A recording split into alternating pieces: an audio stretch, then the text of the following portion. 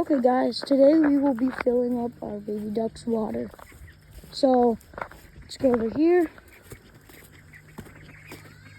There they are. We're gonna dump this out. See if I can do it with one hand. So, just that out, dump that out. Empty. Then, let's put the hose. It's in there. Now, let's go turn on the water and we can watch them swim. Hopefully, they can swim. And there's one in there, but maybe they just won't. So, turn that on.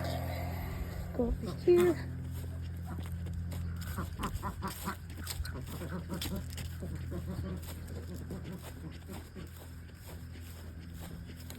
They're already seeing that water.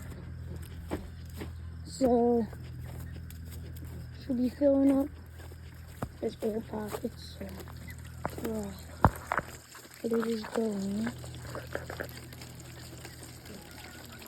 So we'll wait until that fills up.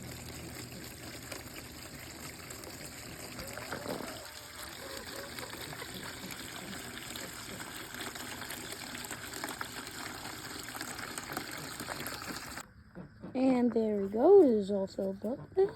And I will see you guys next time.